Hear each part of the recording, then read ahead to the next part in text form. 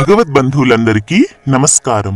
ఈరోజు మనం ఈ వీడియోలో కార్తీక పురాణంలోని పోలి స్వర్గం కథ చెప్పుకుందాం.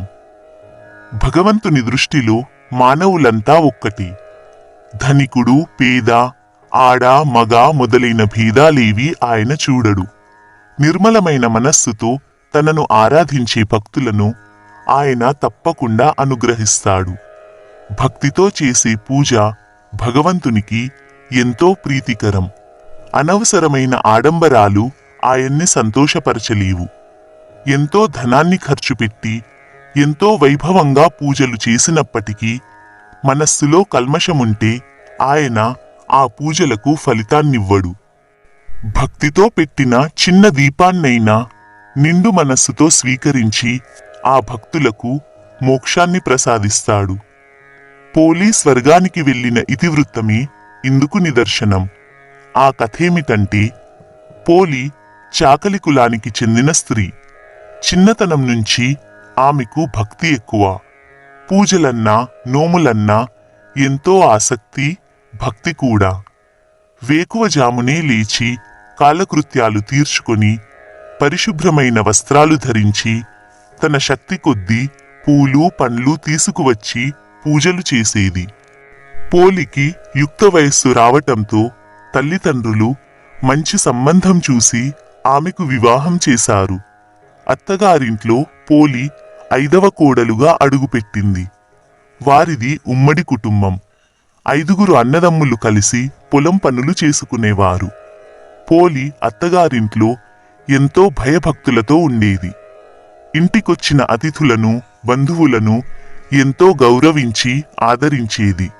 దీంతో బంధువులందరికీ పోలి అంటే చక్కటి ఆప్యాయత ఏర్పడింది. ఆమెను ఎంతగానో ప్రశంసించేవారు. చిన్నప్పటి అలవాటును కొనసాగిస్తూ పోలి అత్తగారింట్లో కూడా పూజలు నోములు చేసేది. ముత్తైదువులకు పసుపు కుంకుమలు పెట్టేది. దీంతో ఉత్తమ భక్తురాలిగా పోలి చక్కటి పేరు సంపాదించుకుంది. ఈ వ్యవహారమంతా పోలి అత్తగారికి నచ్చలేదు. తనకన్నా గొప్ప భక్తులు ఇంకెవ్వరూ లేరని ఆమెకు అహంభావం. ఆచారాలు పాటించే హక్కు ఆ ఇంట్లో తనకు మాత్రమే ఉందని వాదించేది. పోలికి మంచి పేరు రావటం చూసి ఓర్చుకోలేకపోయింది. పోలి చేస్తున్న పూజలకు ఆటంకాలు కలిగించేది. ఇలా ఉండగా కార్తీక మాసం వచ్చింది.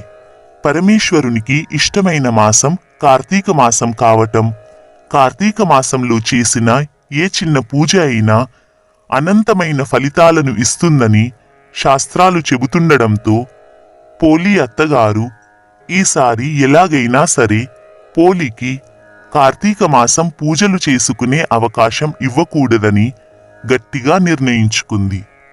బయటకు ప్రేమ నటిస్తూ మిగిలిన 4 కోడళ్లను వెంట తీసుకుని పోలిని మాత్రమే ఇంట్లో ఉంచి నదీ స్నానానికి వెళ్ళేది. అక్కడ దీపాలు పెట్టి పూజలు చేసుకొని వచ్చేది.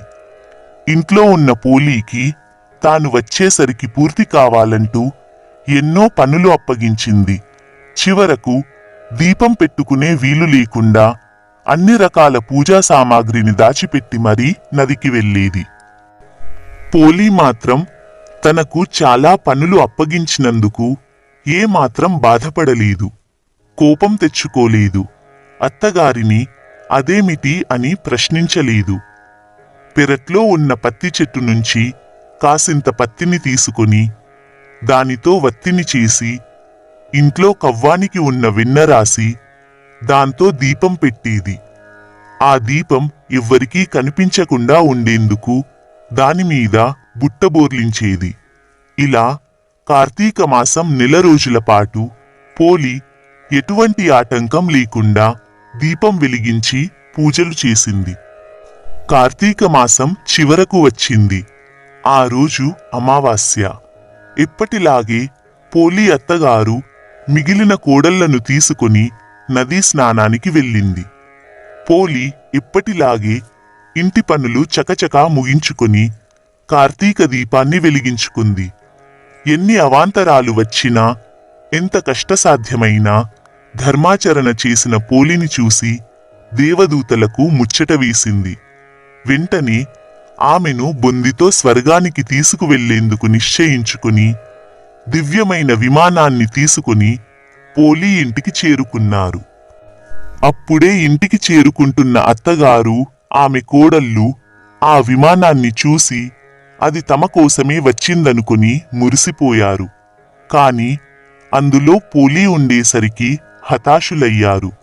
ఎలాగైనా ఆమెతో పాటుగా తాము కూడా స్వర్గానికి వెళ్లాలనుకునే ఆత్రంలో పోలి కాళ్ళు పట్టుకొని వేలాడే ప్రయత్నం చేసినా ఉపయోగం లేకపోయింది.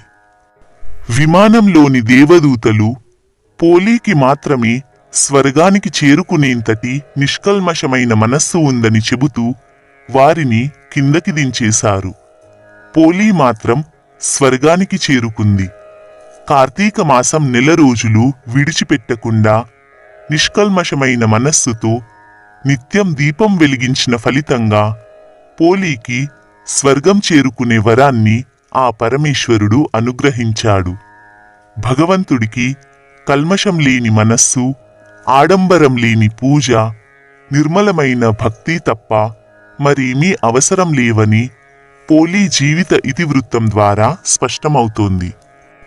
పోలి స్వర్గానికి చేరుకున్న సందర్భానికి గుర్తుగా తెలుగునాట స్త్రీలంతా పోలిని తలుచుకుంటూ అరటిదొప్పల్లో వత్తులు వెలిగించి నీటిలో వదులుతారు. ఈ సందర్భంలో పోలిని తలుచుకుంటారు. ఈ ఘట్టమే పోలిని స్వర్గానికి పంపించటం అనే పేరుతో ప్రసిద్ధి పొందింది. కార్తీక మాసంలో ఏదైనా తప్పనిసరి కారణంగా నెల రోజులు లేదా ఏవైనా కొన్ని రోజులు దీపం వెలిగించలేకపోయినప్పటికీ అమావాస్య రోజున 30 వత్తులు వెలిగిస్తే మొత్తం నెల రోజులు దీపం వెలిగించిన ఫలితం దక్కుతుంది. కార్తీక మాసమంతా దీపాలు వెలిగించిన వారు బ్రాహ్మణులకు పరమేశ్వర స్వరూపంగా పూజ చేయాలి. వారికి స్వయం పాకం దానం చేయాలి. దీనివల్ల పరమేశ్వరుడు ప్రీతి చెంది భక్తులకు కోరికలు తీర్చే వరాన్ని అనుగ్రహిస్తాడు.